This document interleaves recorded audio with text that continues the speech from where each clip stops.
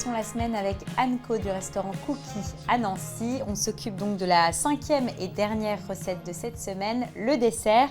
Qu'est-ce que tu nous proposes aujourd'hui? Alors là, je vous propose une revisite de mon dessert préféré depuis tout petit. C'est la galette des rois. D'accord, j'adore aussi. Sauf qu'on est en février, donc il n'y a plus de galette. Donc en dehors de la période de l'épiphanie, la recette là, ça s'appelle un pitivier. D'accord. Donc c'est juste la forme qui change, mais c'est les mêmes C'est éléments.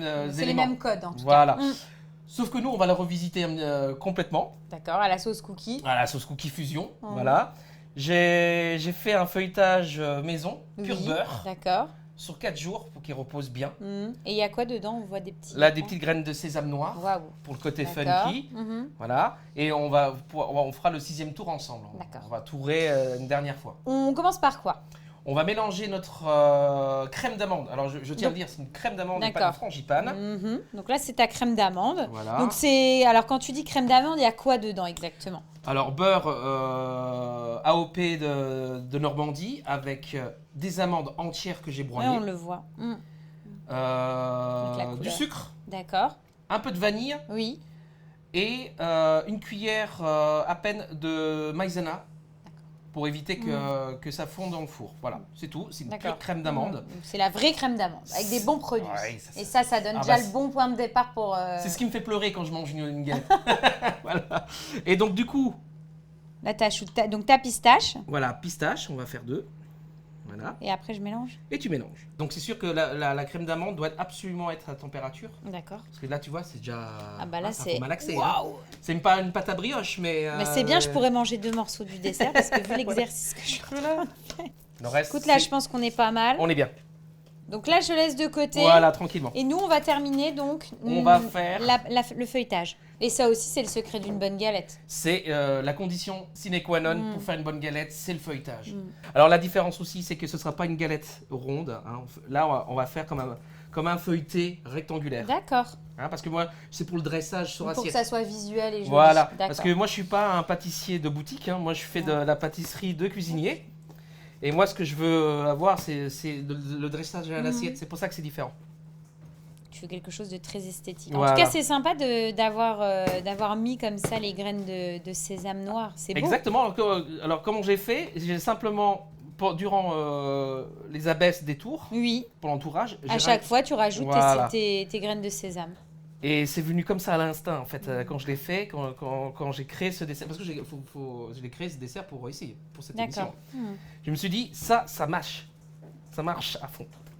Donc, effectivement, la galette des rois, ça demande quand même un façonnage. C'est pas si simple, en fait, pour faire, comme on disait tout à l'heure, les galettes des grands chefs. Donc là, tu l'as étalé. Voilà. Et ensuite, donc tu vas mettre... Donc, voilà. On aurait pu le faire à la poche, hein, mais j'ai essayé aussi. Hein, à la crème d'amande, c'est quand même pas simple de la travailler. Non, parce que c'est... encore là, elle est à température, mais c'est voilà, c'est mastoc. Hein. Bon, là, c'est pareil, hein, c'est un pitivier au moins pour 5-6 personnes. On dirait pas comme ça, parce qu'il est rectangulaire, mais c'est... Voilà. Donc, je fais volontairement un bel espace sur le côté. D'accord. Là, tu rajoutes quoi? Alors là, je rajoute des noix de pécan caramélisées. Waouh.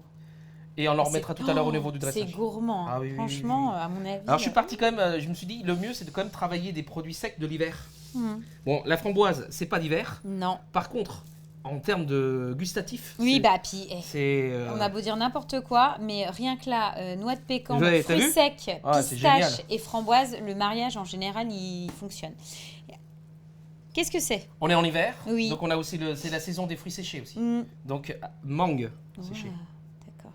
Et rien que le dessert, il est beau comme ça. Tu l'as pas encore fermé, mais il est super. C'est génial, hein. Voilà.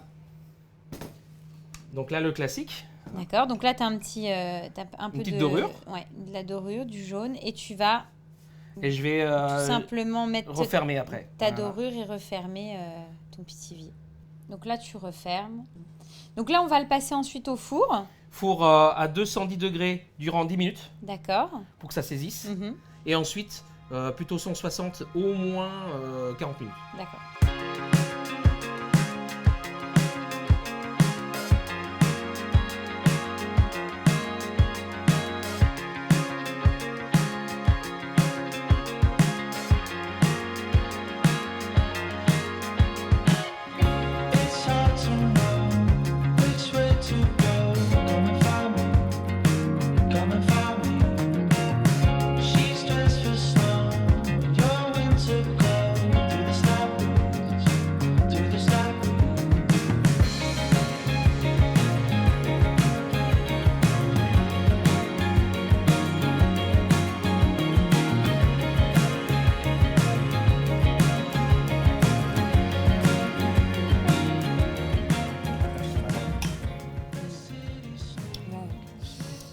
En fait, c'est vraiment très bon. C'est-à-dire que quand on est amateur de galettes, je comprends ce que tu veux dire. Quand t'aimes l'amande et ce goût-là de frangipane, tu te fais plaisir.